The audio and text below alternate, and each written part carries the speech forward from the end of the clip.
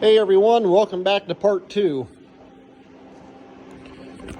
Well, I got my plasma cutter here up and running, and we're going to go on about 40 amp.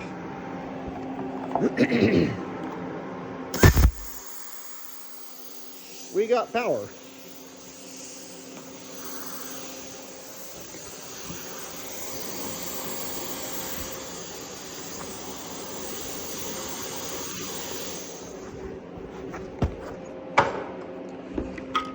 So I hope my camera will pick that up halfway decent.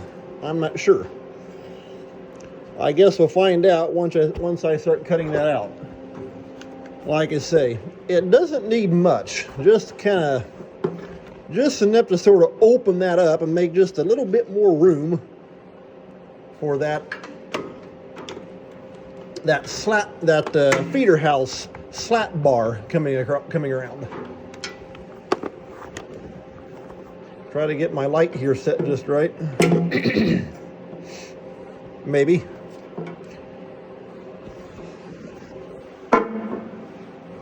And that's the problem with a work light. Seems like half the time you spend with them, you do nothing but fight with it. Like right now it's right smack dab in my way. So maybe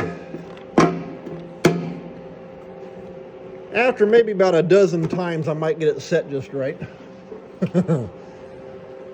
So let's see here. I've already got my ground here hooked up. Let's see what happens. Just trying to see there about where I need to run this plas at.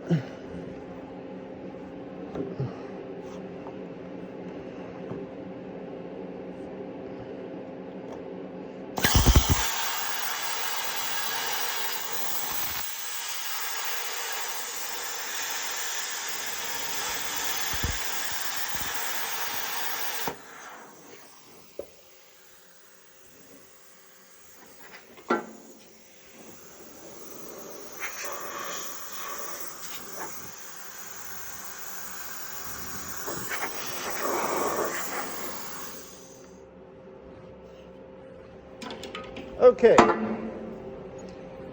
that's pretty thick metal. Good thing I left it on 40 amp.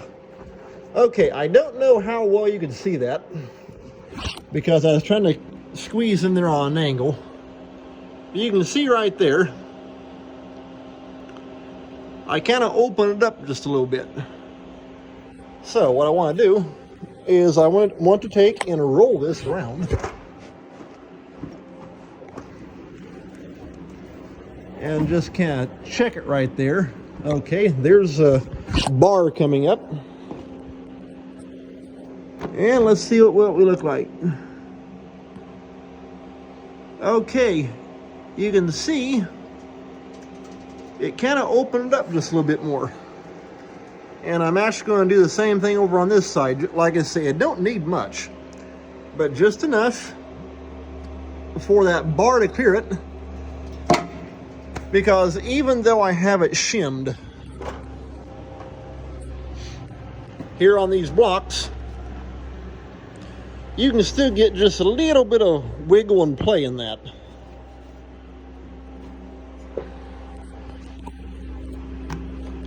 And what I want to do though is have that opened up just enough to where if there's any kind of flexing, it cannot hit. And I'm going to take, I'm just trying to see here.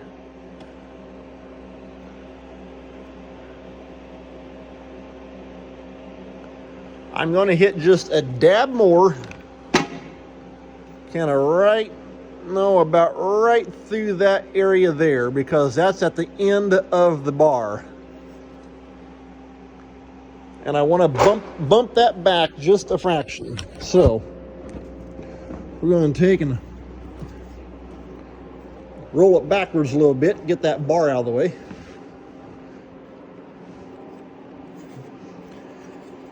I'll put my official bug eye glasses on.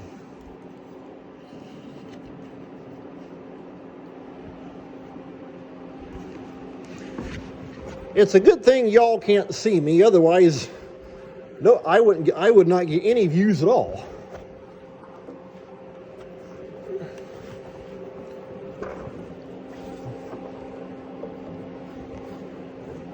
Okay, we're going to try this again.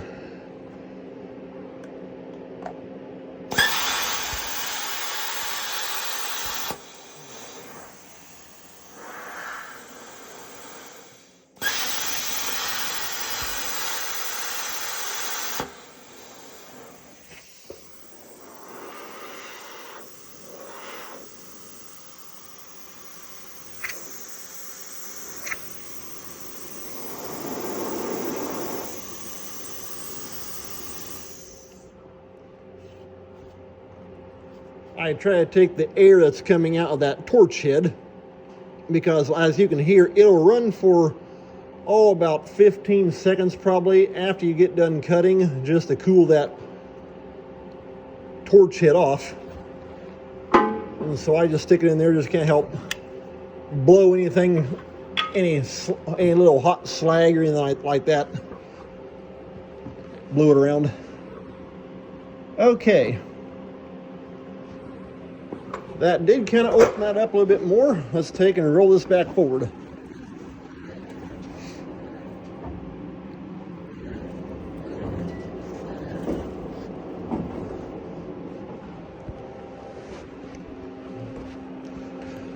Also, just a little quick side note. Something I always do whenever I'm running the plasma cutter and or even the torch, especially on the combine. When I'm done, I'll usually wait around about 20 minutes and keep an eye on everything just to make sure nothing's getting hot, or because even when you clean a combine out, you're still going to have chaff and stuff sitting back up in that throat. You just can't get 100% of it out. And the last thing you want is to walk away. Well, take that back. Do your cutting or do your welding, and then just walk away and have something flame up, and then you get a call from your neighbor, and or you happen to look back out the window a little later on, and you see a bunch of smoke rolling, and the combine's on fire inside the shed along with everything else. That's not exactly a very good way to start your day. And so you can see right there, by nipping that corner off, it gave it just a little bit more room, and that was my goal. Let me take and kind of bring that forward just a little bit more. Okay, there's on the back side of the bar, and you can see we got a little bit more clearance. Perfect. Try and get my seat readjusted here.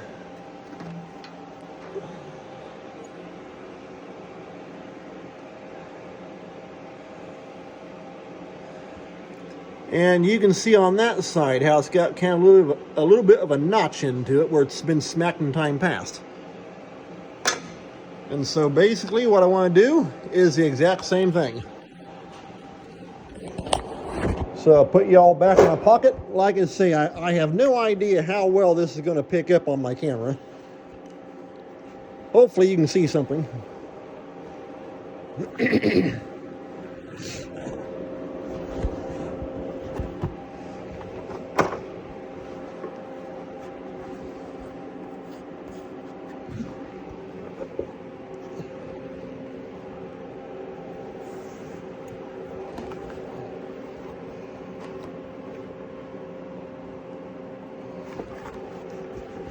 Okay, going to have to go this way.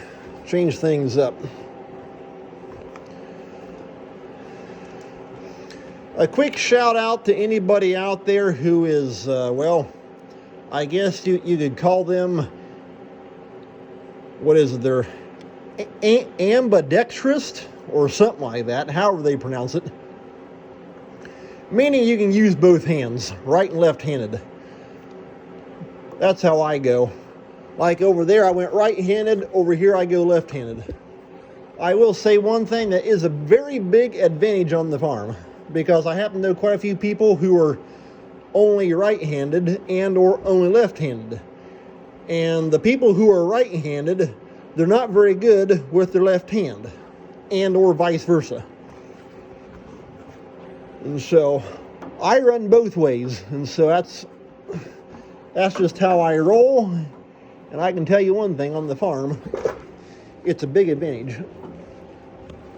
Let me take and back this feeder house up and get that bar out of the way. Okay, now I can work better.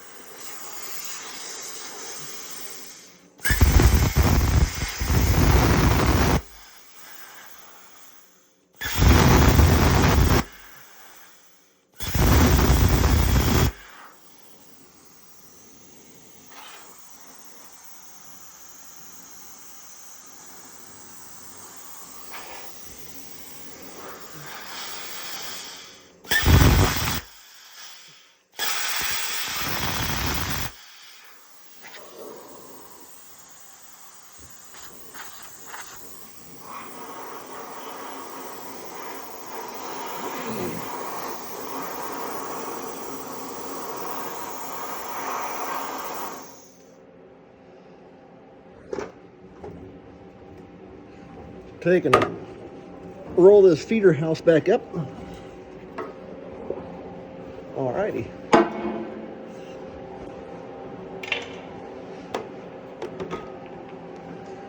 Okay. You can see right there, I cut just a little bit more of a notch out.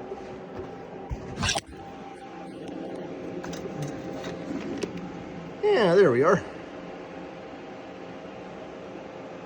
Got good clearance there. And I do have a little bit more clearance on this side. Reason why, sometimes this chain can kind of want to work back and forth just a little bit. And you can see I got less clearance here and a little bit more right here. It's just the way it falls onto the drum. In fact, actually, that's another update that they did in '96, I think it was on these drums. They would put, I think they called it like a W ring guide. And if you would look into the end of it, is basically just a flat piece of metal. But if you looked into the end of it, it was pressed, and so it formed a W. And it was wrapped and welded around this drum, and the chain actually sat on top of that W, and that W would actually keep it in line. Like I say, that was just one of the update things that they did. But so far, I don't really have any trouble with this, and so keep it as is and be good to go. Well, hey, I think that's got it. Like I say, I had that on my to-do list, and since I can't do anything else, that's got that done.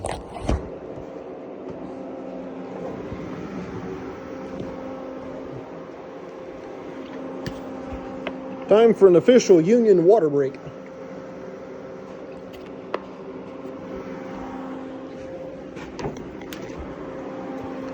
Also,